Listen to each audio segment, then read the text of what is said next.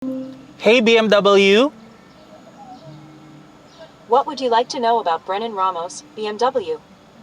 Oh, it's Brennan Ramos, but it's Macoy Dubs. Radio on. Hi. BMW, the automaker from Munich, Germany. Well, the 3 Series is actually going 50 years this May 2024. And this has been one of BMW's bread and butter. And here with us is the 318i business. Well, does it really mean business? Let's find out.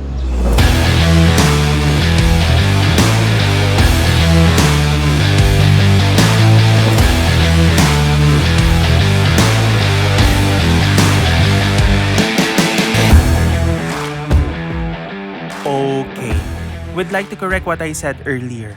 The BMW 3 Series is turning 50 in 2025, not 2024. Pardon for that. But let's admit that this car looks so good on the outside. It's athletic and muscular. Sure, it complements your Americano when you own one. And when you see one, you know it means business. There is a powered tailgate which is helpful for storage in the trunk. It's ample with a maximum cargo space of 478 liters. Seats at the back are comfortable. I like the headroom and legroom. Aircon vents are there with 2 USB-C ports. Now, a center armrest with cup holders are present, something the previous iteration was missing. You can also fold the back seats for more cargo space. I bet my road bike fits in here. By the way, occasional workouts are optional. In true BMW fashion, the seats are covered in leather Vernasca upholstery, but also for the cockpit, you are covered with lots of soft touch materials. And not just that, you have black gloss over here, here, here. And also, I appreciate na meron siyang ambient lighting here. That sometimes it turns green, sometimes it turns blue. And you will appreciate it when you're driving at night. The BMW widescreen display with Live Cockpit Plus and iDrive 8 seems a bit overwhelming at first, but you'll get used to it because it's easy to navigate. Smartphone integration is seamless, and yes, for music lovers, the hi-fi loudspeaker system is a plus. Hey BMW, take me to the nearest coffee shop. Okay, I will have the results for you soon. Oh, very good. Please? Nag-uunahan tayo, BMW? Sige, go na. Go ahead. Breto's Coffee Shop. Okay, I've selected Breto's Coffee Shop Mabalacat. Get started. It shows the route.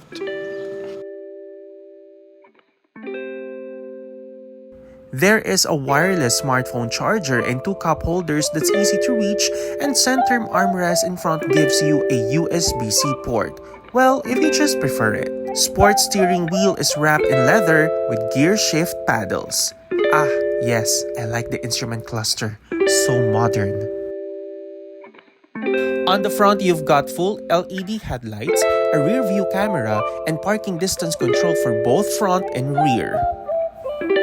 The low-end torque of this car is a joy in the city, but comes alive when you push for more throttle on the highway, thanks to its 2-liter turbocharged engine that produces 156 PS and 250 Nm of torque.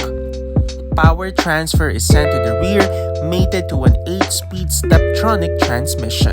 Well, since this is a business variant of the BMW 3 Series, this is wrapped in 225/45 R18 front flat tires, which is very helpful when it comes to NVH. But me personally, I'm not really a fan of the traction or grip of the tire, but maybe if you plan to change to PS4s or maybe to Potenzas, well, magandang potential ng car na to when it comes to quick turns.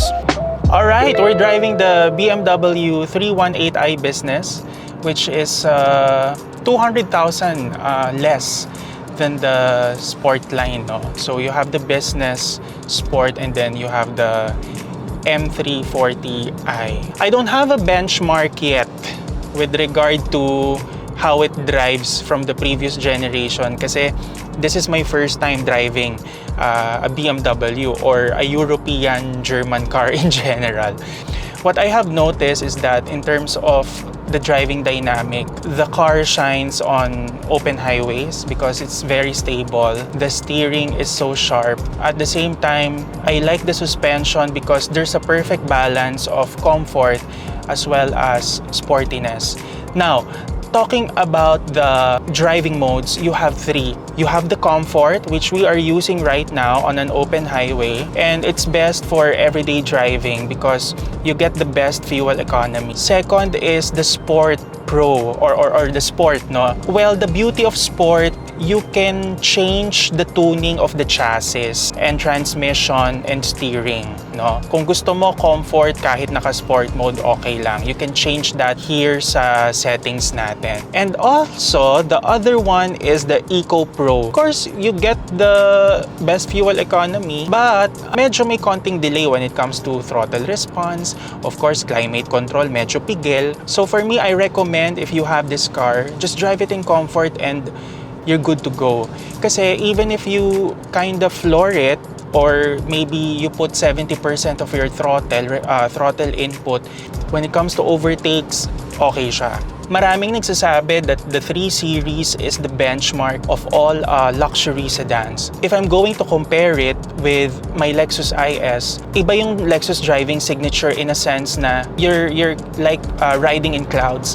But with BMW, it feels so planted. It's like the tires are glued well on the road. And I think for the quick turns, sharp turns, this is where the car shines. And I appreciate that. Now, the B48 engine, which is a 2.0-liter turbocharged engine. Now, some of you might say, kulang ba? Or for a 3 Series, dapat naka-inline 6. Well, you will appreciate the instantness of this car on city driving. But on highway, you have to put more throttle for you to feel the 250 Newton meters of torque. Also, I think the B48, since 2014 pa itong makina na ito, BMW did a lot of work in terms of refining the engine and improving its reliability. The NVH, or the noise, vibration, and harshness suppression, is top-notch. Sometimes when I'm cruising at speeds around 100 kilometers per hour, may mga hangin lang na minsan nagsisqueak in, but you know, that's not really a problem at all because when you're driving this car, what you really want to do is have fun with it. As for the tires, it uses the Hankook Ventus Evo 2, which is a sport tires, no? But if I'm going to own this car, I want to have it with Michelin Pilot Sport 4, or maybe a Pilot Sport 5, or maybe a Potenza RE004, because I feel like when you have those tires, mas raw yung pakiramdam mo sa kalsada, no? Okay, talking about the brakes, the brake feels grabby and there is an instant bite when you are driving it on EDSA traffic or bumper-to-bumper traffic, no? Pero nasanay naman ako kasi pagka-preno mo agad may biglang ganun eh. Di ba? Parang may oomph na ganun. Pero hindi naman issue para sa akin. Overall, for me, this car comes in a well-rounded package. And hats off to BMW Philippines for creating a variant like the 318i business. But of course, may mga downsides lang akong nakita dito. Like for example, there's no sunroof. Sana meron siya because this is the business line already. Now, the steering, it's tilt and telescopic but manual adjustment. Sana ginawang automatic, right? But, of course, in terms of interior quality, the Vernasca upholstery, oh my goodness, it feels so comfortable. I've been driving for almost 4 hours now. Hindi sumakit ang likod ko. Well, for sure, marami kang options na pwedeng pagpilian. You have the Lexus IS, you have the Mercedes-Benz C-Class, you also have the Audi A4, Maserati or what, right? But you know, if we're talking about the sportiness, the balance, this car is perfect. This is an all-around vehicle, to be quite honest. So it's for you to decide kung anong gusto mo, right? Because at the end of the day, 3.5 million or because 3,590,000 pesos is the retail price. You don't have the insurance and LTO stuff. That's a big money, right? There are other options. And if you want a true sedan like this deserves a space on your garage. The 3 Series is indeed BMW's bread and butter. Now on its 49th year on its nameplate, well, they could never go wrong with it. Pero with this car, merong hit, merong ding miss. Priced at almost 3.6 million pesos, well, it's a good choice for a luxury sports sedan. And of course, if you are taking care about your image, your road presence, but also wants to have fun, well, this might be a perfect match for you. Thank you for watching!